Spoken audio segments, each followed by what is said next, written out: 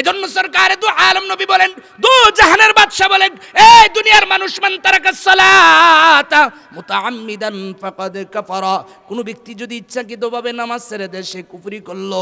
আল্লাহর রাসূল বলে একজন মুমিন এবং একজন কাফেরের মধ্যে পার্থক্য হলো নামাজ।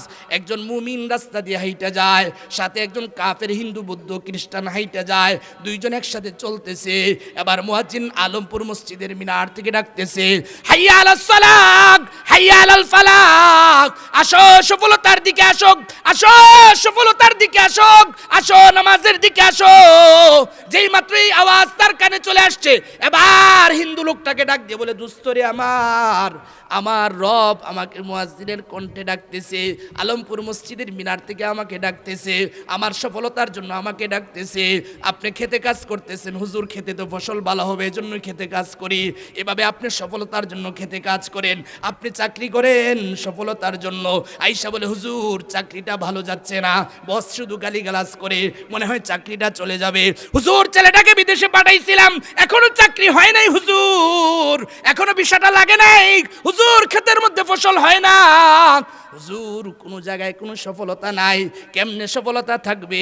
আসমান জমিনের মালিক আল্লাহ রাব্বুল আলামিন প্রতিদিন আপনাকে সফলতার জন্য ডাকে 5 বার করে, হাইয়া আলাস সালাহ হাইয়া আলাল ফালাহ, আসো সফলতার দিকে আসো।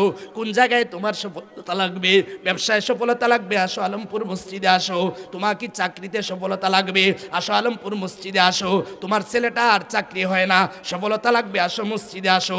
যত জায়গায় যত সফলতা আছে, সমস্ত সফলতার জন্য নামাজের বিকল্প আর কোনো রাস্তা নাই।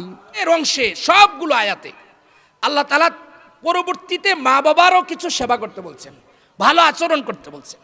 প্রথম অংশে আল্লাহ তাআলা বলছেন আমার গোলামি করবা, এটা আল্লাহর চূড়ান্ত ফয়সালা। আল্লাহ বলেন, ওয়া কাদা রাব্বুকা আল্লা তা'বুদু ইল্লা ইয়্যা।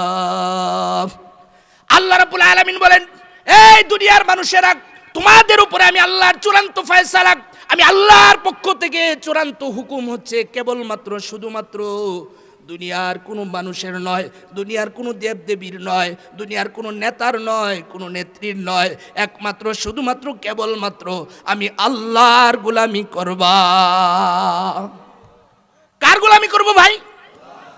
এবার বলতে পারেন, হুজুর নামাজ তো আমরা আল্লাহর জন্যই পড়ি, শুধু কি নামাজ আল্লাহর গোলামি, আর কোনো গোলামি নাই? সবাই বলে না আর কোনো গোলামি নাই। বিবাহ শাদী এটা কার গোলামি? বিবাহ শাদী এটা কার গোলামি? আফসোসের বিষয়, মুসলমান আল্লাহর গোলামি শুধু নামাজের মধ্যে সীমাবদ্ধ রেখে দুনিয়ার সব জায়গায় গায়রুল্লাহকে নিয়ে আসছে। বিবাহ শাদীর মধ্যে গান বাজনা হয় না, হয় না, ওইখানে তো আপনি আল্লাহর ইবাদত করেন না। ইয়া আইয়ুহাল্লাযীনা আমানু দুখুলু ফিস-সিলমি কাফা। আল্লাহ রাব্বুল আলামিন বলেন, দুনিয়ার ইমানদার শুধু মসজিদের ভিতর আল্লাহকে মানবা, আল্লাহর গোলামি করবা হবে না। তুমি তোমার সব জায়গায় আল্লাহকে মানবা, এটা আল্লাহর ফয়সালা। রাজনীতির ময়দানেও তুমি আল্লাহকে মানবা, বিচারালয়ে আল্লাহকে মানবা, পুলিশের থানায় আল্লাহকে মানবা। দুনিয়ার যত জায়গায় তোমার চলন আছে, যত জায়গায় তুমি চলো, ওই সব জায়গায় হুকুম চলবে একজনের, তিনি কে? এক জায়গায় আল্লাহকে মানো, আরেক জায়গায় গায়রুল্লাহকে মানো। মসজিদের ইমাম সাহেব নামাজে দাঁড়াইয়া সূরা ফাতিহা পড়ে ফাতিহার মধ্যে ভুল করতেছে, পিছন দিক থেকে লুকমা দিচ্ছে, কিন্তু ইমাম সাহেব লুকমা নেয় না। আবার লুকমা দেয়, কিন্তু লুকমা নেয় না। একবার, দুইবার, তিনবার যখন লুকমা দেওয়ার পরে ইমাম সাহেব লুকমা নেয় না, পিছন দিক থেকে টান দিয়ে বলবে, আলমপুর মসজিদে আপনার ইমামতি করার যোগ্যতা নাই। কেন রে ভাই, আমার কি ভুল হলো? বলে, আল্লাহর বিধান সূরা ফাতিহা পড়তে হয়, কিন্তু পড়েন নাই হুজুর, এজন্য আপনি ইমামতির যোগ্যতা রাখেন নাই। এবার বলেন তো মুসলমান, রাজনীতি করাও কার বিধান? বলতে পারে, হুজুর রাজনীতি আল্লাহর বিধান হয় কিভাবে? এই মুসলমান, তুমি যে নবীর উম্মত দাবি করো, তুমি কি জানো তোমার নবী জনাবে মুহাম্মদুর রাসূলুল্লাহ সাল্লাল্লাহু আলাইহি ওয়াসাল্লাম মদিনার রাষ্ট্রনায়ক ছিলেন। একদিন দুই দিন নয়, 10 বছর নবীজি রাষ্ট্র পরিচালনা করেছে। অর্থাৎ নবুয়তের একটা অংশ জুড়ে নবীজির রাজনীতি আছে, এটাও নবীজির আমল। রাজনীতিতেও আল্লাহকে মানতে হবে, সব জায়গায় আল্লাহকে মানতে হবে। এজন্য মুসলমান, যে যুবকেরা আজকে ওয়াজ মাহফিল করে, ওই যুবকেরাই আবার গানের আয়োজন করে, ওই যুবরাই আবার নাফরমানির আয়োজন করে। কিরে যুবক, কল্লা ইসলামী আয়োজন, ওয়াজ মাহফিলের আয়োজন, তুমি তো আল্লাহর পথে থাকবা, গায়রুল্লাহর পথে গেলা কেন? ওই যুবকেরা আবার দেখবেন হিন্দুদের পূজায় যায়। ও মুসলমান, যখন পূজা মণ্ডপে পূজা চলে, আপনি খোঁজ নিয়ে দেখবেন মুসলমানের সংখ্যা হিন্দুদের থেকে বেশি, অনেক বেশি পাইবেন মুসলমানের সন্তান। কেন রে ভাই? আপনার তো কথা ছিল আপনি আল্লাহর ইবাদত করবেন, গায়রুল্লাহর ইবাদত করে হিন্দু তার পূজা করে। আপনি মুসলমানের সন্তান, ওই জায়গায় গেলেন কেন? আপনি কি জানেন আপনার ঈমান চলে গেছে? সরকারে দু আলম নবী, দু জাহানের বাদশা নবী, নবী আরবি মুহাম্মদুর রাসূলুল্লাহ সাল্লাল্লাহু আলাইহি ওয়াসাল্লাম বলেন, মান রাআ মিনকুম মুনকারান ফালইউগাইয়ির বিয়াদি। তোমার সামনে যদি তুমি গর্হিত কোনো কাজ করতে দেখো, সাথে সাথে ওই কাজটা তুমি বাধা দিবা। পারো নাই মুখ দিয়ে নিষেধ করবা, পারো নাই অন্তর দিয়ে ঘৃণা করবা। নবী বলে, তোমার ভিতরে যদি অন্তরে ঘৃণাটাও জন্মায়, ওয়াযালিকা আদআফুল ঈমান, তোমার ভিতরে সামান্য পরিমাণ ঈমান আছে, বোঝা যাবে। কিন্তু ভাই, পূজা মণ্ডপে হিন্দু তার পূজা করতেছে। দুনিয়ার সব থেকে নিকৃষ্ট কাজ আল্লাহর সাথে শিরিক করা, সব থেকে বড় গুনাহ আল্লাহর সাথে শিরিক করা। সে আল্লাহর সাথে শিরিক করতেছে, আর তুমি মুসলমান ওই জায়গায় যে হাজির হইছো। নবীর হাদিস বলে, তোমার ভিতরে বিন্দু পরিমাণ ঈমান নাই। এজন্য ইবাদত হবে আল্লাহ তাআলার। সরকারে দু আলম নবী, দু জাহানের বাদশা নবী, নবী আরবি মুহাম্মদুর রাসূলুল্লাহ সাল্লাল্লাহু আলাইহি ওয়াসাল্লাম ডাক দিয়ে বলে, মক্কা বিজয়ের দিন, লা তাসরিবা আলাইকুমুল ইয়াউম, এই যাও, আজকে তোমাদেরকে সাধারণ ক্ষমা ঘোষণা করা হলো। তবে 14 জনের ব্যাপারে নবী ঘোষণা করে দিলেন, এদেরকে যেখানে পাইবা ওই জায়গায় গর্দান থেকে মাথাটা আলাদা করে দিবা। ক্ষমা যেমন রাসূলের গুণ, যারা বেশি অন্যায় করে তাদেরকে শাস্তি দেওয়া রাসূলের গুণ। নবী যখন ঘোষণা করে দিলেন, অমুক অমুক অমুক অমুক এদেরকে যেখানে পাইবা এদের থেকে গর্দান থেকে মাথা আলাদা করে দিবা। এরা আমাকে অনেক কষ্ট দিছে, এরা আমার সাহাবীদেরকে অনেক কষ্ট দিছে। এর মধ্য থেকে একজন ছিল হযরত ইকরামা। তিনি যখন এই ঘোষণা শুনছে, নবীর পক্ষ থেকে ঘোষণা হয়ে গেছে, যেখানেই পাওয়া যাবে গর্দান থেকে মাথা আলাদা করে দেওয়া হবে। আল্লাহ নবীর সাহাবী ইকরামা তখন ইসলাম গ্রহণ করে নাই। ওই ঘোষণা পাইয়া মক্কা থেকে পালাইয়া নদী পথ দিয়ে অন্য দেশে চলে যাওয়ার জন্য নৌকার মধ্যে আরোহণ করছে। যেই মাত্র নৌকায় আরোহণ করছে, নৌকার মধ্যে ঝড় তুফান শুরু হয়ে গেছে, এরকম ভূমিকম্প শুরু হয়ে গেছে, ঘূর্ণিঝড় শুরু হয়ে গেছে। আপনারা কখনো যদি লঞ্চ বা জাহাজে যে উঠে থাকেন, দেখবেন যখন ঘূর্ণিঝড় শুরু হয়, নৌকার হিন্দু বৌদ্ধ খ্রিস্টান সবাই মিলে ডাকে একজনকে, তিনি কে? আল্লাহ কোরআনুল কারীমে বলেন, এই দুনিয়ার মানুষেরা, আমি যখন তোমাদের উপরে কোনো মুসিবত দেই, একনিষ্ঠভাবে আমি আল্লাহকে ডাকো। ফালাম্মা নাজ্জাকুম ইলাল বার, আর আমি যখন কিনারায় নিয়ে যাই, ইদা হুম ইশরিকুন, আল্লাহ বলে তখন তারা শিরিক করে আমি আল্লাহর সাথে। বলে মাঝিটা বড় ভালো ছিল, ক্যাপ্টেনটা বড় ভালো ছিল, ড্রাইভারটা বড় ভালো ছিল, এজন্যই আজকে বেঁচে গেছি। অথচ বিপদে পইরা ডাকছে আমি আল্লাহকে, উদ্ধারও করলাম আমি আল্লাহ। উদ্ধার পাওয়ার পরে বলে ড্রাইভার নাকি তারে বাঁচাইছে। ইকরামা নৌজানে যখন উঠছে, দেখে ঘূর্ণিঝড়, হিন্দুরা, মুশরিকরা, মূর্তি পূজারীরা সবাই মিলে আবার ডাকে একজনকে, তিনি কে? হযরত ইকরামা দেখেন সবাই মিলে ডাকে রাসূল সাল্লাল্লাহু আলাইহি ওয়াসাল্লামের খোদাকে। ইকরামা ডাক দিয়ে বলে, কিরে ভাই, তোমরা না সেই লোক যারা বাইতুল্লাহর ভিতরে 360টা মূর্তির পূজা করতা? ওই আজকে বিপদে পুইরা তো একটারও ডাকো না। তোমরা তো ডাকো মুহাম্মদের খোদারে, কারণটা কি? বলে এই ইকরামা, আজকে যে মুসিবতের মধ্যে পড়ে গেছি, ওই মুসিবতে আমাদের 360 মূর্তি রক্ষা করতে পারবে না। আল্লাহ রাব্বুল আলামিন কোরআনুল কারীমের মধ্যে বলেন, ইয়াক আইয়ুহান নাসু দুরিবা মাসালুন ফাসতামিউ লা। এ আলমপুরের মুসলমান, এ দুনিয়ার মানুষেরা, তোমরা কান খুলে শুনো। আল্লাহ বলে কান পেতে শুনো, গভীর মনোযোগ দিয়ে শুনো। আমি আল্লাহ তোমাদেরকে একটা উদাহরণ দিব। রব্বুল আলামিন কি উদাহরণ দিব আমাদেরকে? আল্লাহ বলে, ইন্নাল্লাযীনা তাদউনা মিন দুনিল্লাহি লা ইয়াখলুকু যুবাবাও ওয়ালা ইজতামাউ লা। আল্লাহকে ছেড়ে তোমরা যত দেব দেবীর পূজা করো, যত নেতাদের পিছনে ঘুরো, যত নেত্রীদের পিছনে তোমরা ঘুরো, যাদের পিছনে তোমরা ঘুরো, সবাই মিলে আল্লাহর ক্ষুদ্র সৃষ্টি একটা মাছি বানাইতে পারবা না। কার পিছনে ঘুরো? আল্লাহ বলে মাছি বানাইবে কিভাবে?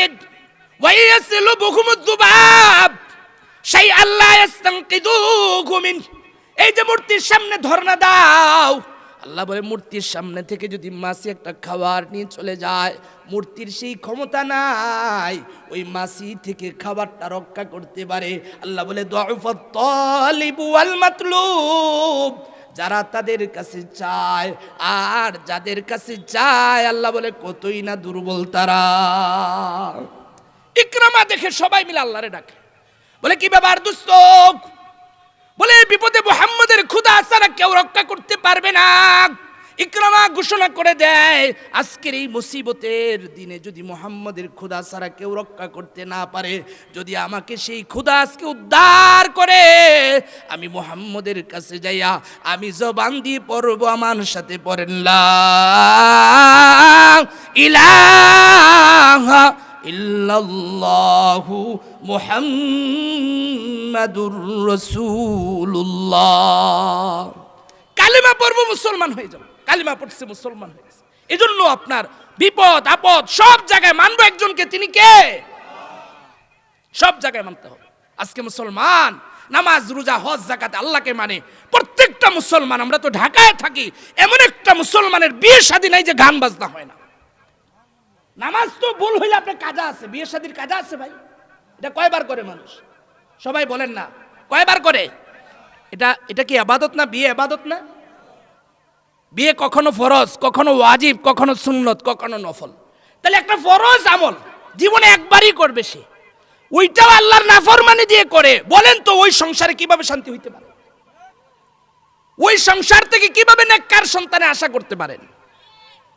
এজন্য মুসলমান জীবনে একবার বিয়ে করাবেন, সন্তানকে একবার বিবাহ করাবেন, যেটা আল্লাহর ইবাদত, ফরজ ইবাদত, ওয়াজিব ইবাদত, সুন্নত ইবাদত। ওই বিবাহ শাদীতে কোনো মুসলমান বিয়ের শাদীতে অন্তত গান বাজনার আয়োজন করতে পারে না।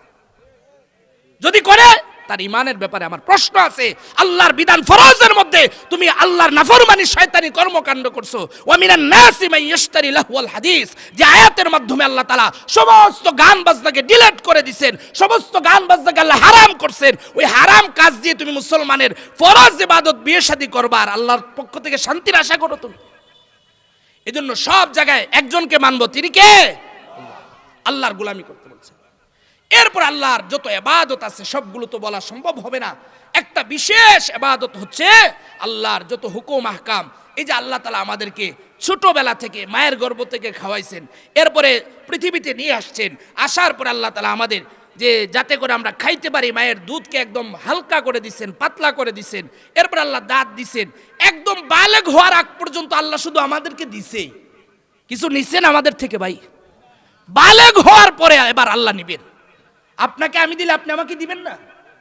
কি বলে দুনিয়ার সিস্টেম কি? আপনার জন্য যদি আমি কিছু করি, আপনি আমার জন্য কিছু করবেন না? তা আল্লাহ আপনাকে মায়ের গর্ভে খাওয়াইছে, ওইখানে কি আপনার বাবা খাবার পৌঁছাইছিল? অন্য কেউ খাবার পৌঁছাইছে? যে আপনাদের এলাকাতে জাকির লজিং থেকে যে বাটি দেয়, বাটি দিয়ে পৌঁছাইছিল? যেটার ভিতরে একজন আছে তার জন্য বাটি পাঠাও। তাহলে কে খাওয়াইছে? আবার যখন দুনিয়া আসছেন, আসার পরে আপনার তো দাঁত নাই, আপনার শক্ত খাবার খাইতে পারবেন না। মায়ের স্তনের দুধকে আল্লাহ একদম পাতলা করে দিচ্ছেন। এরপর আপনার দাঁত উঠছে, আল্লাহ আরেকটু শক্ত আবার দিছেন। এরপর আস্তে আস্তে আপনি একদম বালেগ হওয়ার আগ পর্যন্ত আল্লাহ তাআলা খাওয়াইছে, শুধু দিছে, সব আল্লাহ তাআলা করছেন। তো ওই আল্লাহর কি কিছু পাওনা দাওনা নাই? কিছু পান না আল্লাহ তাআলা? তো আল্লাহর যত হুকুম আছে এর মধ্য থেকে আল্লাহ বালেগ হওয়ার সাথে সাথে, বালেগ হওয়ার আগেই রাসূল সাল্লাল্লাহু আলাইহি ওয়াসাল্লাম হাদিস, মুরু আওলাদাকুম বিসসালাতি ওয়া হুম আবনাউ সাবঈ সিনিন, সন্তানের বয়স যখন 7 বছর হয়ে যায় আল্লাহর রাসূল বলেন তোমরা 7 বছর বয়স হইলেই সন্তানকে নামাজ পড়তে বলবা। ওয়াদরিবুহুম ওয়া হুম আবনাউ 10 সিনিন, সন্তানের বয়স যখন 10 বছর হয়ে যাবে নবী বলেন পিটায় পিটায় নামাজ পড়াইবা। আল্লাহ এতদিন খাওয়াইছে, এতদিন পড়াইছে, এবার আল্লাহ আপনার থেকে কিছু চায়। কি চায়? বলে কিছু সিজদা চায়, কিছু এইরকম আল্লাহকে আপনি ডাকবেন, এরকম আল্লাহ চায়। এজন্য সরকারে দু আলম নবী বলেন, দু জাহানের বাদশা বলেন, এই দুনিয়ার মানুষ, মান তারাকাস সালাতা মুতাআম্মিদান ফাকাদ কাফারা, কোন ব্যক্তি যদি ইচ্ছাকৃতভাবে নামাজ ছেড়ে দেয় সে কুফরি করলো।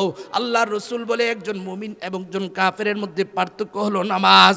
একজন মুমিন রাস্তা দিয়ে হাইটা যায়, সাথে একজন কাফের হিন্দু বৌদ্ধ খ্রিস্টান হাইটা যায়, দুইজন একসাথে চলতেছে। এবার মুয়াজ্জিন আলমপুর মসজিদের মিনার থেকে ডাকতেছে, হাইয়া আলাস সালাহ হাইয়া আলাল ফালাহ, আসো সফলতার দিকে আসো, আসো সফলতার দিকে আসো, আসো নামাজের দিকে আসো।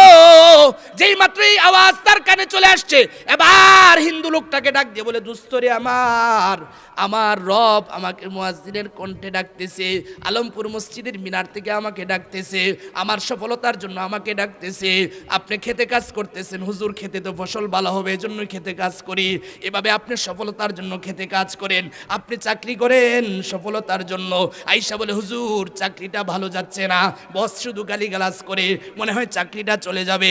হুজুর ছেলেটাকে বিদেশে পাঠাইছিলাম, এখনো চাকরি হয় নাই হুজুর, এখনো ভিসাটা লাগে নাই হুজুর, ক্ষেতের মধ্যে ফসল হয় না হুজুর, কোনো জায়গায় কোনো সফলতা নাই। কেমনে সফলতা থাকবে? আসমান জমিনের মালিক আল্লাহ রাব্বুল আলামিন প্রতিদিন আপনাকে সফলতার জন্য ডাকে 5 বার করে, হাইয়া আলাস সালাহ হাইয়া আলাল ফালাহ, আসো সফলতার দিকে আসো। কোন জায়গায় তোমার সফলতা লাগবে? ব্যবসায় সফলতা লাগবে, আসো আলমপুর মসজিদে আসো। তোমার কি চাকরিতে সফলতা লাগবে? আসো আলমপুর মসজিদে আসো। তোমার ছেলেটার চাকরি হয় না, সফলতা লাগবে, আসো মসজিদে আসো। যত জায়গায় যত সফলতা আছে সমস্ত সফলতার জন্য নামাজের বিকল্প আর কোনো রাস্তা নাই। সব সফলতা আল্লাহ এখানে রাখছে। আর দুনিয়ার মানুষগুলো সফলতার পিছনে ঘুরতেছে, হুজুর ব্যবসাটা ভালো যাচ্ছে না, সব আল্লাহ ভালো করে দিবেন। ওয়া'মুর আহলাকা বিসসালাত ওয়াসতাবির আলাইহা লা নাসআলুকা রিজকা নাহনু নারযুকুক। নবী আপনি আপনার পরিবারকে নামাজ পড়তে বলেন, আপনি লাইগা থাকেন, আপনার কাছে রিজিক চাই না, আমি আল্লাহ আপনার রিজিকের ব্যবস্থা করে দেব। নামাজ আমার রিজিক নিয়ে আসবে।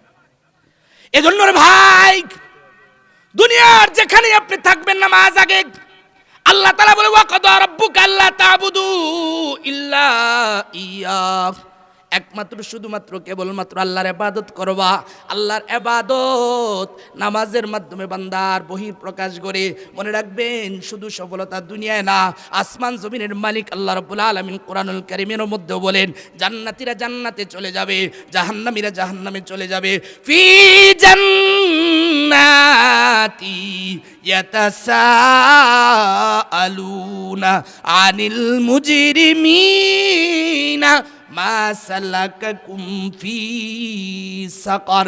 জান্নাতীরা জাহান্নামীদেরকে ডাক দিয়ে বলবে, দোস্ত রে কি ব্যাপার, তুই জাহান্নামী কেন?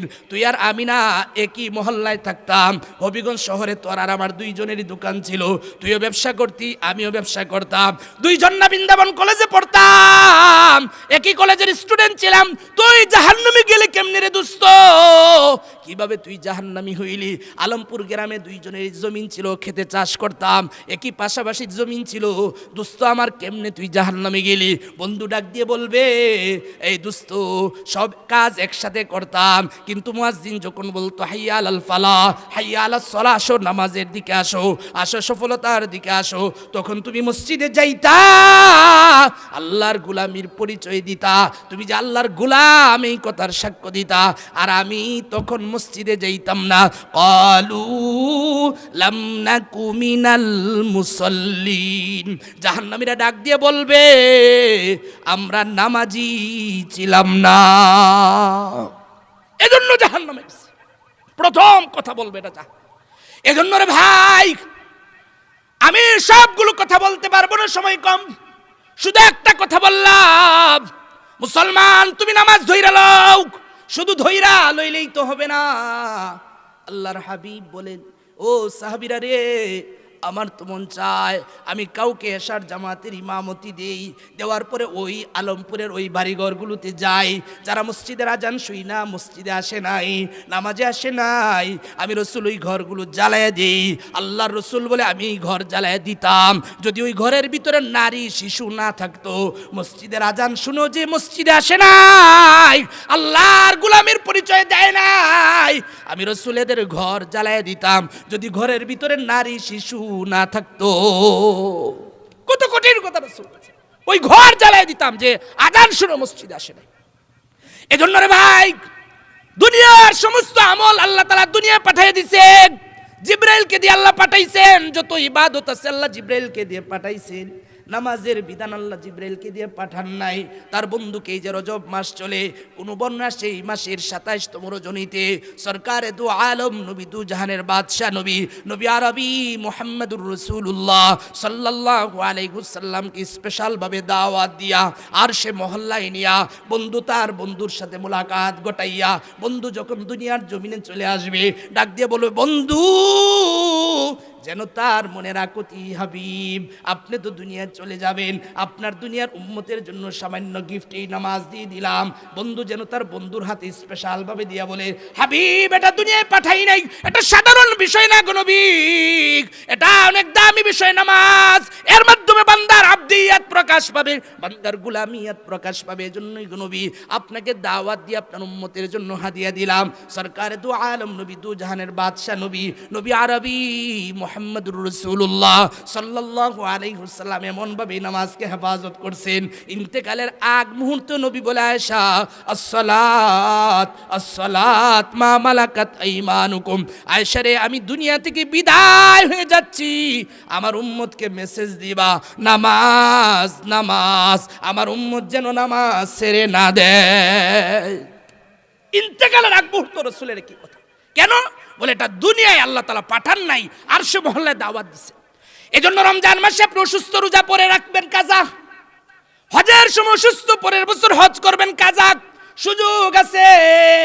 কিন্তু নামাজের সময় আপনি অসুস্থ দাঁড়াইতে পারেন না, বৈশা বৈশা পড়বেন, বৈশা বৈশা পারেন না, আপনি শুয়ে শুয়ে আদায় করবেন। ফকিরা লিখছে, আটলান্টিক মহাসাগরে যদি আপনি পড়ে যান, ওই সাগরে সাঁতরাইতেছেন, জাহাজ নাই, লঞ্চ নাই, আপনাকে বাঁচানোর মতো কেউ নাই, ওই জায়গায় যদি বুঝেন নামাজের টাইম চলে, ওই জায়গায়ও সাঁতাররত অবস্থায় নামাজ আদায় করবেন। ইন্নাস সালাতা কানাত আলাল মুমিনিনা কিতাবাম মাওকুতা, নির্দিষ্ট সময়ে নামাজ আল্লাহ বান্দার উপরে ফরজ করে দিছে, ওই জায়গায় নামাজ মাফ নাই। এজন্য নবীর সাহাবীরা দেখেন কখনোই তো নামাজ কাজার প্রশ্নই আসে না। একদিন নবীজি হযরত আলী রাদিয়াল্লাহু তাআলা আনহুকে নিয়ে যুদ্ধের ময়দান থেকে ফিরতেছেন, কিছু দূর যাওয়ার পরে নবীজি বললেন, আলী রে আমার ক্লান্তি লাগে, আমার একটু আরাম দরকার, বিছানা দরকার। হযরত আলী রানটা বিছাইয়া দিছে নবীর জন্য, নবীজি ঘুমিয়ে গেছেন। আল্লাহর রাসূলের এমন ঘুম লেগে গেছে, আসরের টাইম চলে গেছে, মাগরিবের টাইম হয়ে গেছে।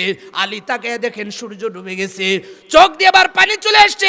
জীবনে কখনো কোনোদিন নামাজ তো কাজা হয় নাই, আজকে জীবনের প্রথম নামাজ কাজা হয়ে গেছে।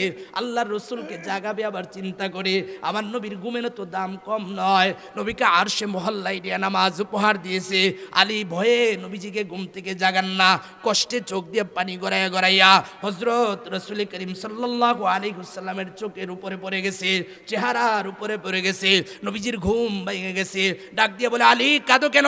নবীজি জীবনে কোনোদিন নামাজ কাজা হয় নাই গো নবী, আজকে জীবনের প্রথম আসরের নামাজ কাজা হয়ে গেছে গো নবী। আলী আমাকে জাগাও নাই কেন? নবীজি আপনি ঘুমাইতেছিলেন এজন্যই জাগাই নাই। নাই। আল্লাহ রসুল ডাক দিয়ে বলে, আলী টেনশন করো না, আমি রসুল এখনো নামাজ পড়তে পারি নাই। নবীজি সূর্যের দিকে ইশারা করে ডাক দিয়া বলে, সূর্য রে, এখনো তো আমি আলী আসরের নামাজ পড়ি নাই, আমাদেরকে ওই পরিমাণ সময় তুমি দিবা, ওই রবের হুকুমে তুমি আবার উদিত হও, যে রবের আদেশে তুমি অস্ত যাও। ওই রবের কসম দিয়ে বলছি, ওই রবের রবি বলছি, তুমি একটু আমাদেরকে আসরের পড়ার টাইম দাও। আল্লাহর রসুল ইশারা করতে দেরি হয়েছে, সূর্যটা আসরের টাইমে যে জায়গায় ছিল ওই জায়গায় যেতে একটা সেকেন্ডও দেরি করে নাই। এরপরে নামাজ আদায় করছে। আল্লাহ রসুলের সাহাবীরা তাহাজ্জুদ ছুটে গেল কাছে। হযরত মুআবিয়া একদিন কান্না করতেছেন, এত বেশি কান্না করছেন। পরের দিন আইসা দেখেন একজন তাহাজ্জুদের সময় জাগায়, উঠো তাহাজ্জুদের টাইম হয়েছে। বলে, কে তুমি আমাকে তাহাজ্জুদের সময় জাগাও? বলে, আমি শয়তান, তোমাকে তাহাজ্জুদ পড়ার জন্য জাগাই। শয়তানের কাজ কি তাহাজ্জুদ পড়াবে না ঘুম পাড়ায় দিবে? মুআবিয়া বলেন, কি ব্যাপার, তোমার কাজ তো এটা না। তো বলে, হুজুর আমার কাজ তো এটা না, ঠিক আছে, আমার কাজটা গতকাল আমি করছিলাম, আপনাকে তাহাজ্জুদের সময় ঘুম পাড়িয়ে দিছিলাম, আর আপনি এত বেশি কান্না আল্লাহর দরবারে করছেন, সারা জিন্দেগিতে তাহাজ্জুদ পইরা যা কামাই করছেন, একদিনের কান্না আল্লাহর থেকে 1000 গুণ বেশি আপনারা দিয়ে দিচ্ছে। এজন্য চাচ্ছি না যে আজকে আবার আপনি ঘুমাইয়া আল্লাহর কাছে কান্নাকাটি করেন, উঠেন তাহাজ্জুদ পড়েন, যেটা পাওয়ার এটাই আল্লাহ দিক আপনাকে। তো দেখেন সাহাবী কাঁদে, তাহাজ্জুদ মিস হয়েছে এই জন্য। আর আমার আপনার জিন্দিগির কত নামাজ ছুটে যায় খবর নাই।